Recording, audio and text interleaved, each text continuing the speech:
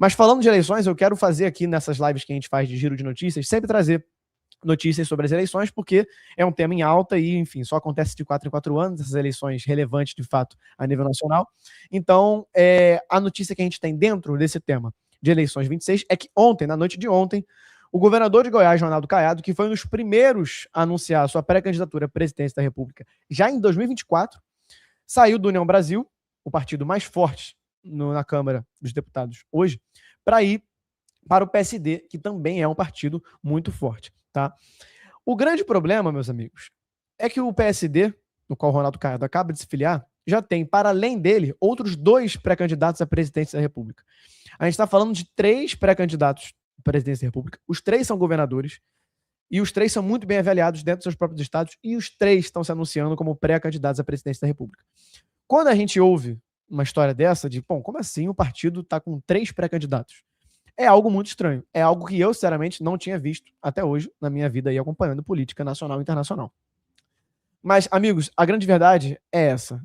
É uma grande estratégia, tá? E quem é o dono do PSD hoje em dia é o Gilberto Kassab, que é uma das maiores raposas políticas que existiu na história do Brasil. E a estratégia dele, senhoras e senhores, é muito eficiente. Eu vou explicar o porquê, tá? De 2 anos, 4 anos para cá, o PSD tem se consolidado como um partido de centro/centro-direita e um dos mais fortes do Brasil. Não à toa, é o partido com maior quantidade de prefeitos no Brasil e maior quantidade de governadores do Brasil hoje.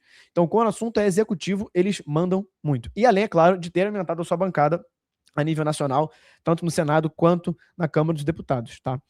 E isso é um passo importante porque, em 2026, a tentativa deles terem 3 pré-candidatos, no qual só um vai ser aceito de fato, é um sinal claro de que eles estão se consolidando como um partido da terceira via brasileira. A terceira via brasileira está sendo encabeçada pelo PSD hoje porque eles têm a maior quantidade de prefeito, a maior quantidade de governador e 3 pré-candidatos à presidência, que são 3 governadores muito bem avaliados dentro dos seus próprios estados.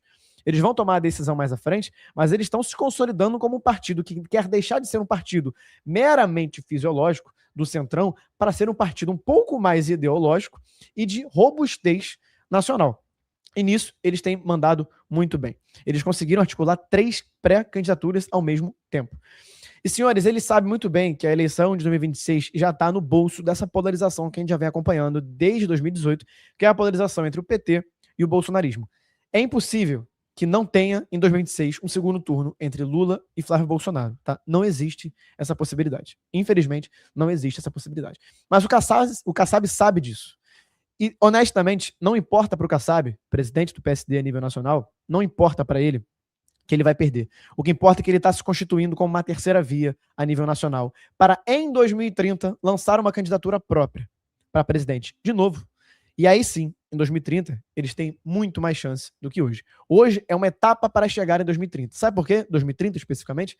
Em 2030, o Lula, estando lá ou não, ele vai ter muita dificuldade de emplacar um sucessor. Sabe-se lá qual vai ser a condição de saúde do Lula em 2030, tendo em vista a idade avançada que ele tem. Do outro lado, o bolsonarismo está completamente enfraquecido com a prisão do Jair. E é um grupo que já, por si só, atrai muita rejeição. O segundo nome mais forte da família Bolsonaro, que é o Eduardo, está foragido nos Estados Unidos e não volta tão cedo. O terceiro, que é o Flávio, é fraco. Não é capaz de gerar uma grande mobilização e encabeçar um grande projeto nacional nos moldes que o pai tentou construir. E o Kassab, mais uma vez, sabe disso. Ele sabe que a tendência é sim o Flávio Bolsonaro perder em 2026 e se enfraquecer enquanto corrente bolsonarista até 2030, o que abre brecha para criar uma nova direita no Brasil, que não é mais essa direita bolsonarista extremista, e sim uma direita moderada, que até pouco tempo atrás a gente entendia como o PSDB. O PSD, hoje, diz Gilberto Kassab, está construindo um caminho para se tornar o PSDB e voltar a polarizar, voltar a ter projeção nacional, substituindo o bolsonarismo por uma direita mais moderada e, o principal, uma direita que conta com o apoio do sistema e da elite financeira desse país.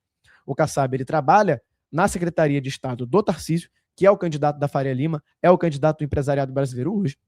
Eles são muito próximos. E eu afirmo para vocês aqui, assim como eu já fiz algumas afirmações, eu afirmo para vocês que o Lula vai ganhar em 26, o Flávio Bolsonaro vai se enfraquecer, a direita bolsonarista vai se enfraquecer diante de um PSD de centro/centro-direita cada vez mais forte, e o nome de 2030 para as eleições do PSD se chama Tarcísio, que vai estar filiado ao PSD. Hoje ele é do Republicanos, especula-se ele no PL, mas a verdade é que o tempo vai nos dizer, vai nos mostrar a verdade, que é, em 2030, o plano do Kassab é emplacar o PSD como líder da direita a nível nacional, com o Tarcísio como seu candidato próprio, dentro do PSD. Essa é a lógica por trás de algo que parece confuso, mas não é. É bem simples.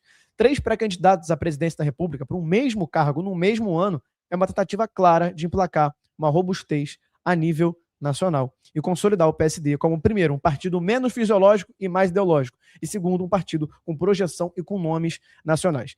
Se me permitem mais um palpite, o escolhido vai ser Ronaldo Caiado. O Ratinho Júnior, ele ainda pontua bem mais do que o Caiado, mas o Caiado, ele, bom, ao que tudo indica, ele saiu do União Brasil exatamente pela impossibilidade que ele teria de concorrer à presidência pelo partido. Ele não sairia do União Brasil para ir para um PSD se não tivesse firmado um acordo internamente nos bastidores de que ele seria o candidato. Se é para não ser candidato, ele poderia ficar no União Brasil, que é onde ele já não seria. Então, se é para dar esse passo a mais e ir para o PSD, a minha perspectiva, a minha impressão é clara, é de que ele vai ser, de fato, o candidato à presidência da República. Mas é apenas um palpite, mas a minha análise, de certa forma, não é só um pitaco, é também uma análise de conjuntura da política nacional, tá?